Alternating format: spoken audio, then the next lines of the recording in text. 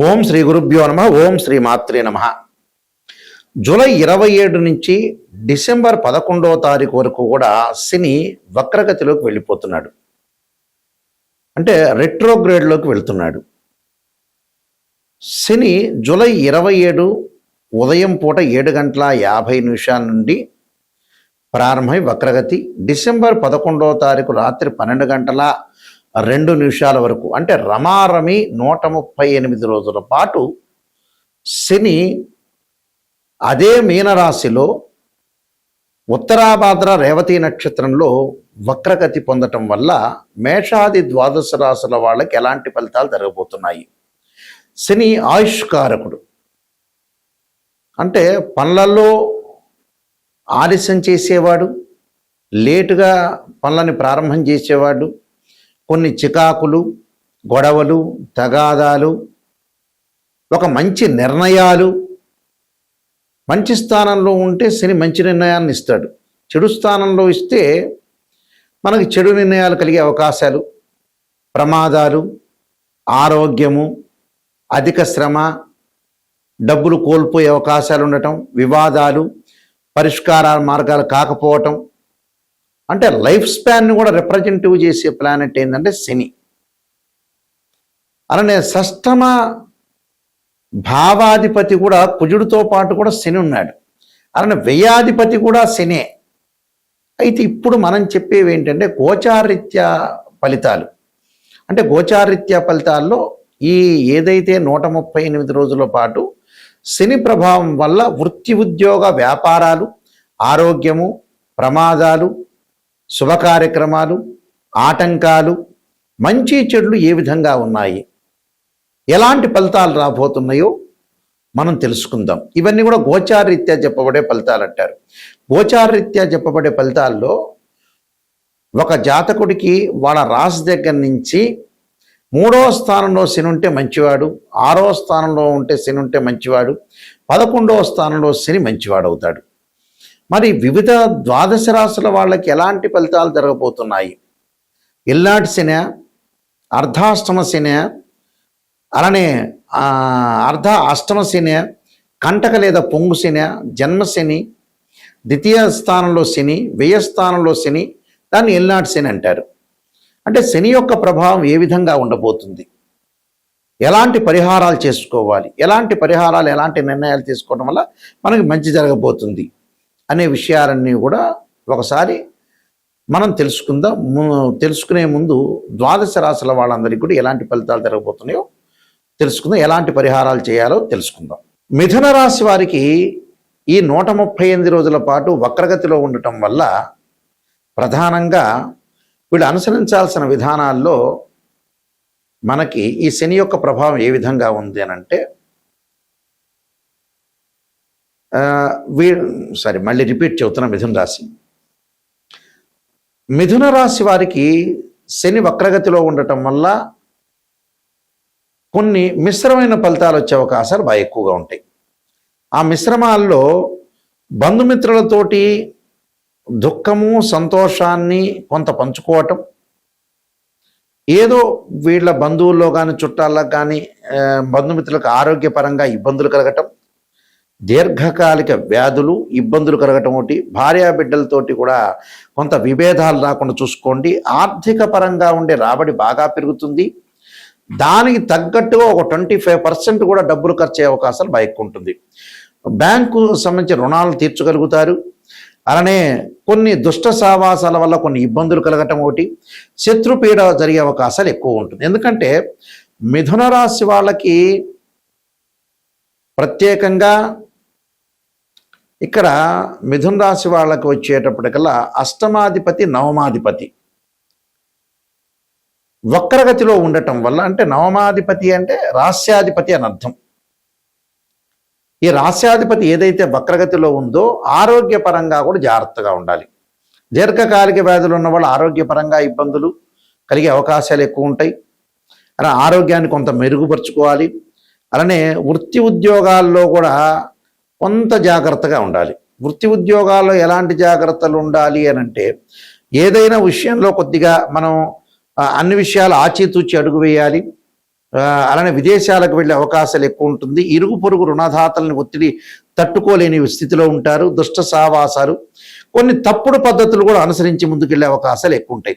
అంటే ఇక్కడ పెద్ద పెద్ద కోరికలతోటి భార్యా పిల్లల యొక్క కోరికలు తీర్చలేక ఇబ్బందులు కలిగే అవకాశాలు ఉంటాయి. దీర్ఘకాలిక వ్యాధుల విషయంలో కూడా మీరు చాలా జాగ్రత్తగా ఉండి ముందుకు వెళ్ళాలి. దీనికి మీరు అనుసరించాల్సింది ఏంటంటే, శరీరే జర్జరీభూతే వ్యాధిగ్రస్తే కళేబరి ఔషధం జాహ్నవీతోయం వైద్యో నారాయణ హరిని మంత్రాన్ని చక్కగా చదువుకోవటం ఒకటి, నువ్వుల నూనెతోటి శనికి అభిషేకం చేయటం వల్ల ఆరోగ్యపరంగా ఉండే ఇబ్బందులు తగ్గే అవకాశాలు ఖచ్చితంగా ఉంటాయి. ఇవన్నీ కూడా గోచారరీత్యా చెప్పబడే ఫలితాలు అంటారు. అంటే this is the transit system అంటారు.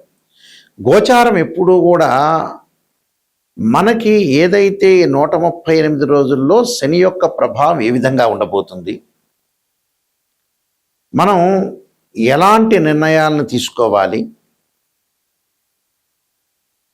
ఆరోగ్యపరంగా ఎలా ఉండబోతుంది, వృత్తి ఉద్యోగాల్లో ఏ విధంగా ఉండబోతుంది అనేది మనం తెలుసుకున్నాం.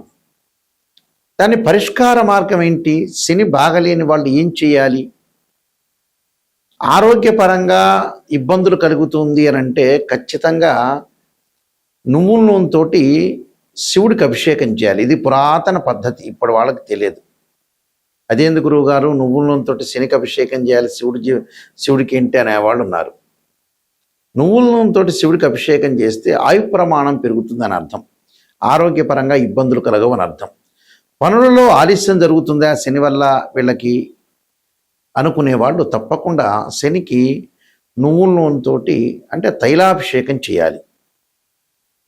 అలానే శని యొక్క ప్రభావము జన్మశని ఉన్న వ్యక్తులు ఎవరైతే ఉంటారో, జన్మశని ఎవరికి ఉంది అని అంటే ఆ జన్మశని ఉన్న వ్యక్తులు ఎవరైతే ఉంటారో అలాంటి వ్యక్తులు వాళ్ళు చేయాల్సిన విధానం ఏంటంటే శని జపం చేపించటం కానీ 19,000 సార్లు బ్రాహ్మణులతోటి, అలానే శని హోమాన్ని చేయటం మంచిది.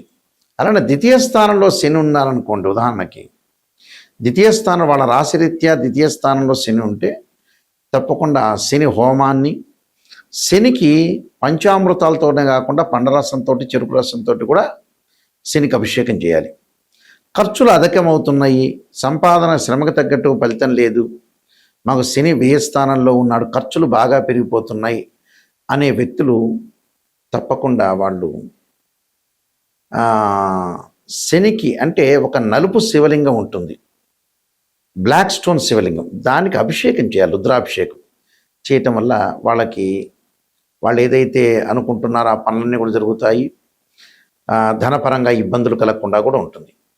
అలానే అష్టమ స్థానంలో శని ఉన్న వ్యక్తులు కూడా శివుడికి పంచామృతము, పండ్లరసము, చెరుకు రసము, అలానే నువ్వుల నూనెతో అభిషేకం చేయాలి.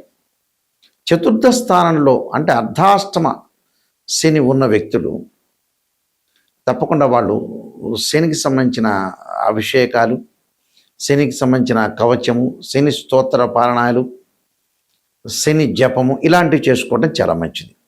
అలానే కంటక లేదా పొంగు శని అంటారు, వృత్తిపరంగా ఇబ్బందులు కలుగుతుంటాయి వాళ్ళకి.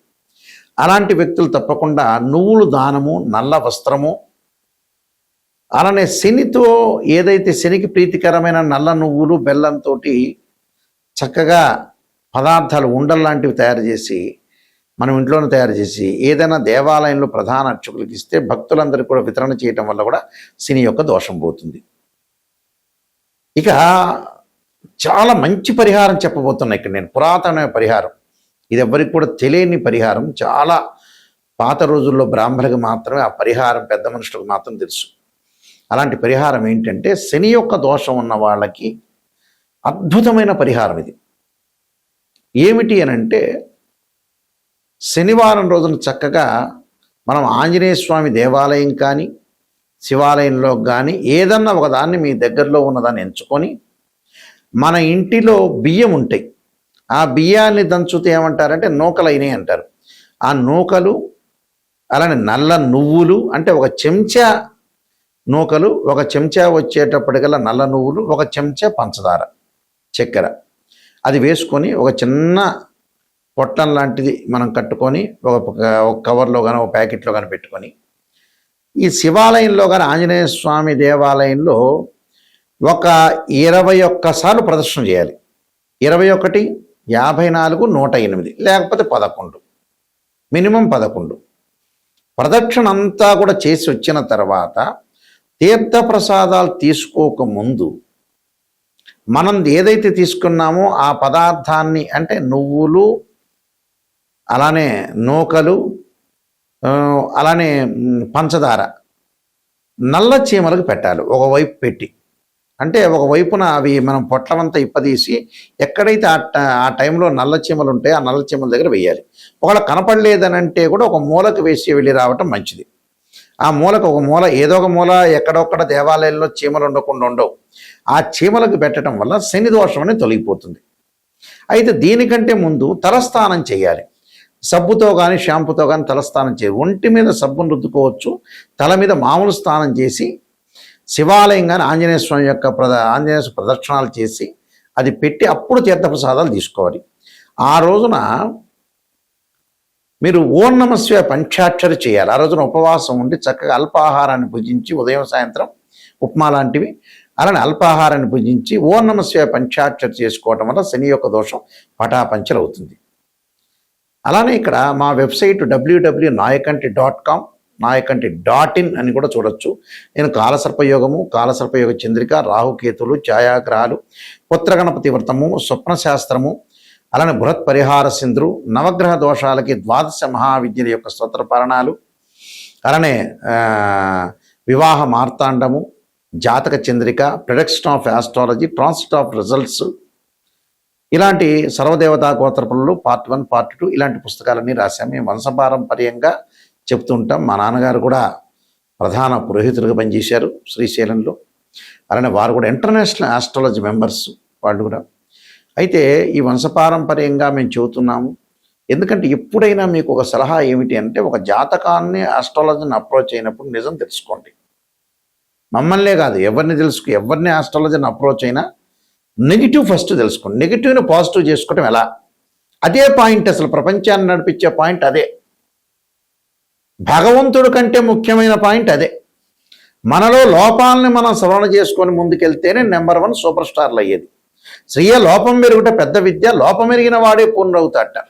నెగిటివ్ని మనం పాజిటివ్ చేసుకుని ఓవర్కమ్ చేస్తే మన జీవితం బాగుపడినట్టే. ఆ విషయాలన్నీ కూడా మీరు గుర్తుపెట్టుకోండి. ఈ పుస్తకాలన్నీ కూడా రాజమండ్రిలో కోటగుమ్మంలో మోహన్ పబ్లికేషన్ వారి దగ్గర దొరుకుతాయి.